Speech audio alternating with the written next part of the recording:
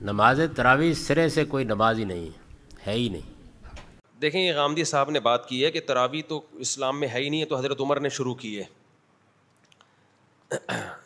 حضرت عمر نے تراویح شروع کی ہے, جس طرح سے شروع کی اس سے پہلے ہمیں ابو بکر کے دور میں یہ نہیں ملتی, اور نبی صلی اللہ علیہ وسلم نے بھی ختم کی ہے تراویح, 3 دن پڑھائی, اس کے بعد آپ نے کہا کہ یہ فرض نہ ہو جائے.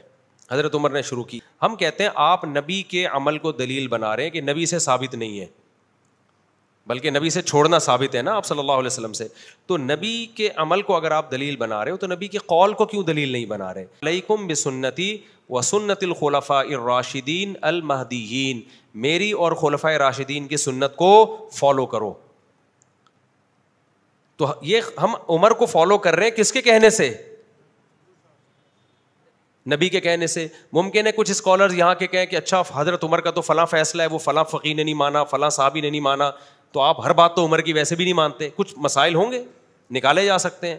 ہم کہہ رہے ہیں یہ وہ مسئلہ ہے, حضرت عمر کی اس بات کو تمام صحابہ نے مانا, عثمان نے, علی نے, عبداللہ بن مسعود نے, حضرت عائشہ نے, پوری دنیا میں مشرق مغرب شمال جنوب تراویح کا انعقاد کیا ہو گیا؟ شروع ہو گیا, اور تواتر کے ساتھ آج تک چلا آ رہا ہے.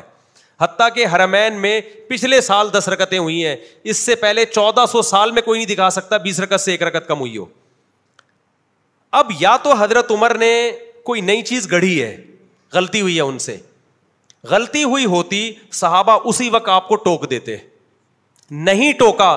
یہ اس کی علامت ہے کہ حضرت عمر نے بدعت کا آغاز نہیں کیا, بلکہ حضرت عمر نے پیغمبر کے عمل کو زندہ کیا ہے. جو عمل ختم ہو چکا تھا, بالکلیہ ختم نہیں ہوا تھا, جماعت کا عمل ختم ہو گیا تھا, اور جماعت کا عمل بھی بالکلیہ ختم نہیں ہوا تھا, ایک امام کے پیچھے نماز کا عمل ختم ہو گیا تھا. ہوا یہ ہے کہ نبی صلی اللہ علیہ وسلم نے جب 3 دن تراویح پڑھائی ہے نا, تو آپ صلی اللہ علیہ وسلم نے فرمایا کہ تم پہ فرض نہ ہو جائے, تو آپ نے خود آنا چھوڑ دیا. صحابہ سمجھ گئے کہ نبی چاہتے ہیں کہ یہ نماز ہم پڑھیں, لیکن فرضیت کے خوف سے آپ نے کیا کر دیا؟ ختم. لہذا صحابہ نے اس کو زندہ رکھا. مسجدوں میں صحابہ آتے, ابو بکر کے دور میں تراویح ہوتی تھی, عشاء کے بعد لوگ مختلف قاریوں کے پیچھے جماعت کی نماز سے قرآن سنتے تھے, ان کے پیچھے اتنی لمبی لمبی نمازیں ہوتی تھیں کہ سحری کے وقت میں جا کے ختم ہوتی تھی, عشاء کے بعد شروع ہوتی تھی. حضرت عمر جب آئے, حضرت عمر نے دیکھا کہ انہوں نے فرمایا کہ تم نے تو قرآن کو ٹکڑے ٹکڑے بنا لیا ہے, ایک مسجد میں اتنی جماعتیں کیوں ہو رہی ہیں؟ حضرت عمر نے یہ نہیں کہا کہ تم نے یہ بدعت کہاں سے ایجاد کی. دیکھو رمضان کے علاوہ اگر یہ مسجد نبی میں عمل ہوتا, حضرت عمر اس کو باقی رکھتے؟ حضرت عمر کہتے بھائی نفل نماز ہے, انفرادی پڑھو نا, یہ اتنی جماعتیں کیوں ہو رہی ہیں؟ عشاء کی جماعت ہو گئی, اپنے اپنے گھروں میں جاؤ, تہجد پڑھنی ہے انفرادی پڑھو. حضرت عمر کو اس پہ اشکال نہیں تھا اتنی جماعتیں کیوں ہو رہی ہیں. سمجھتے ہو کہ نہیں سمجھتے؟ اس کا مطلب حضرت عمر جانتے تھے کہ رمضان میں نبی سے یہ سب کیا ہے؟ ثابت ہے. اور حضرت عمر یہ بھی جانتے تھے کہ یہ جو اہل حدیث حضرات حدیث پیش کرتے ہیں کہ نبی رمضان غیر رمضان میں 8 رکعت پڑھتے تھے, یہ اس موقع کی نہیں ہے, کیونکہ وہ انفرادی پڑھتے تھے, جماعت سے نہیں پڑھتے تھے. اگر وہ اس حدیث کو حضرت عمر فالو کرتے تو ان سے کہتے نبی نے 8 پڑھی ہیں, انفرادی پڑھی ہیں, تم بھی 8 پڑھو اور انفرادی پڑھو, انڈیویجولی پڑھو, جماعت کی تم کو اجازت نہیں ہے. حضرت عمر نے اس حدیث سے استدلال کیا جو نبی نے 3 دن پڑھی ہے, وہ والی نہیں تھے جو بخاری کی 8 رکعتیں. وہ کتنی رکعتیں تھیں اس کے بارے میں ایک ضعیف روایت ہے 20 رکعتیں, لیکن حضرت عمر سے اس روایت کی تائید ہوتی ہے کہ وہ 20 ہی تھیں. تو اب کیا ہے کہ حضرت عمر نے ان سب کو کہا کہ تم لوگ انفرادی طور پر نمازیں پڑھ رہے ہو, ایک امام کے پیچھے میں تمہیں جمع کروں گا. تو حضرت عمر نے کہا کہ مسجد میں امام کون ہوگا؟ ایک. وہ کتنی شروع کروائیں؟ ایک روایت میں 8 ہے, دوسری میں 20 ہے. 20 والی روایت کو صحابہ نے بھی لیا, چاروں اماموں نے بھی لیا. 8 رکعت والی روایت کو صدیوں تک کسی نے لفٹ نہیں کرائی, صدیوں تک. پوری روئے زمین پر نہیں ہوتی تھی, پوری. علامہ شامی نے 150-200 سال پہلے لکھے پوری روئے زمین پر 20 رکعت سے کم 1 رکعت بھی تراویح نہیں ہو رہی. اس کے بعد اہل حدیث نے کیا کہا؟ کتنی ہوتی ہیں؟ 8. ٹھیک ہے, کچھ علماء نے اس دور میں بھی کہا تھا کہ 8 ہوتی ہیں, لیکن ان کی بات کسی نے نہیں مانی, کیونکہ یہ بالکل شاذ قول تھا نا, اجماع امت کے خلاف قول تھا, تو اس کو رد کر دیا. علامہ ابن حمام ایک حنفی عالم گزرے, انہوں نے کہا کہ ثابت 8 ہے, پڑھ بھی سکتے ہو. انہی کے بیٹے نے جو علماء تھے انہوں نے نفی کی, بھائی یہ میرے ابا کا تفرد ہے, ٹھیک ہے نا, یہ ان کی اپنی رائے ہے, یہ قابل قبول رائے نہیں ہے. تو چند ایک ایسے گزرے, اب پریکٹیکلی اس کو علامہ نشا کشمیری نے لکھا کہ نبی سے کچھ ثابت نہیں, 8 ہیں کہ 20 ہیں. پھر آگے یہ بھی لکھا کہ دلائل کی روشنی میں 20 ہی ہیں, لیکن اہل حدیث علامہ نشا کشمیری کی بھی آدھی بات لیتے ہیں. کہ دیکھو نبی سے کچھ بھی ثابت نہیں ہے. تو وہ علامہ انور شاہ کشمیری کا مطلب یہ ہے کہ اجماع صحابہ اور تابعین اور ائمہ اربعہ کا بھی تو اجماع ہمارے لیے حیثیت رکھتا ہے نا, لیکن وہ ان کی وہ والی عبارت نکالتے ہیں. خود علامہ انور شاہ کشمیری بھی 20 رکعتیں ہی پڑھا کرتے تھے, آخر دم تک 20 ہی کا فتویٰ دیتے رہے ہیں. وہ سمجھتے ہو گے نہیں سمجھتے؟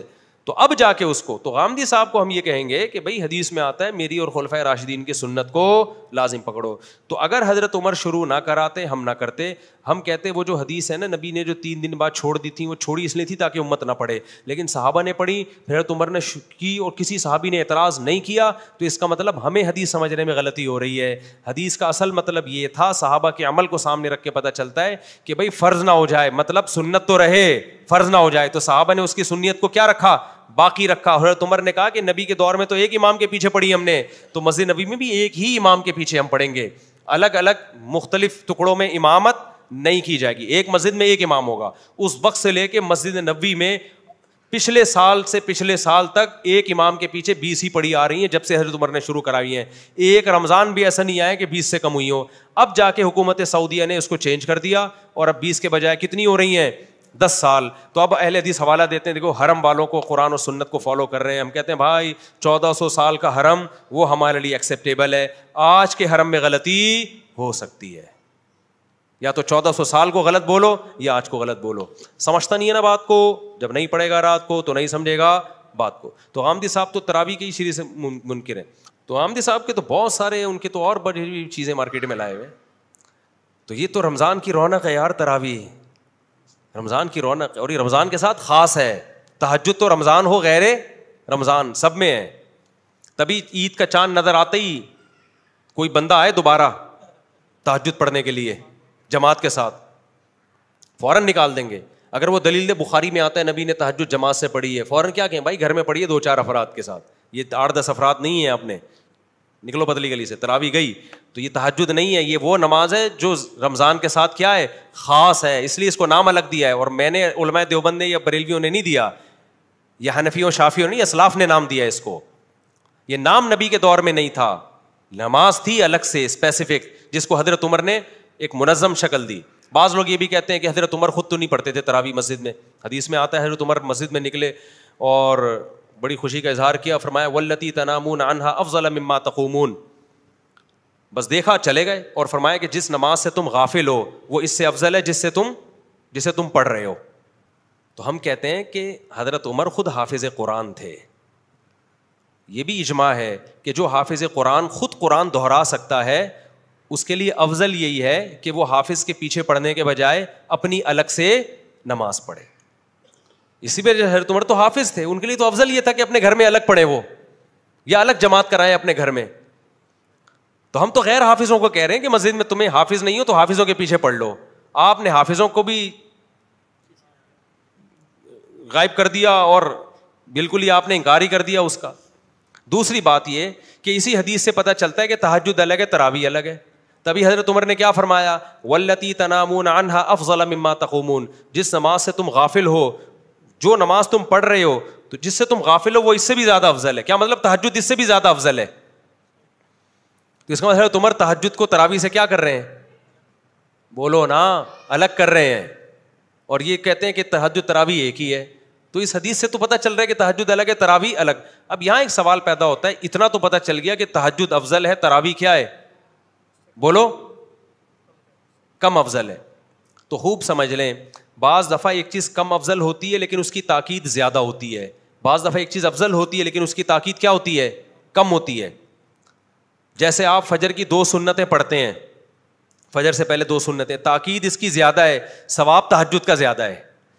ظہر سے پہلے 4 سنتیں پڑھتے ہیں, سنت موقدہ ہیں, تہجد سنت موقدہ نہیں ہے, ثواب تہجد کا زیادہ ہے, لیکن تہجد چھوڑ دو قابل ملامت نہیں ہو, سنت موقدہ چھوڑ دو قابل ملامت ہو. ہمیں جس اہتمام سے صحابہ سے تراویح کی جماعت ملتی ہے, اور رمضان کے ساتھ, اور نبی صلی اللہ علیہ وسلم کے بار بار آپ کے ارشادات, من قام رمضان من صام رمضان, جو رمضان میں قیام کرے, رمضان میں روزہ رکھے, قیام رمضان, صیام رمضان, قیام, پتہ چلا وہ قیام جو رمضان, یہ قیام رمضان کے ساتھ خاص ہے. تو صحابہ نے اس کو تراویح ہی کو قرار دیا ہے, اس لیے علماء کہتے ہیں سنت موقدہ ہے. تو اصل فضیلت تہجد کی ہے, لیکن تراویح سنت موقدہ ہونے میں اس کی فضیلت کیا ہے, تہجد سے زیادہ. اس کو جزوی فضیلت کہتے ہیں. ایک خاص چیز میں تراویح کی فضیلت زیادہ ہو گئی ہے. اور اس حوالے سے دیکھا جائے کہ تہجد میں صحابہ جو قرآن پڑھتے تھے, آج لوگ تراویح میں خود قرآن نہیں پڑھ سکتے.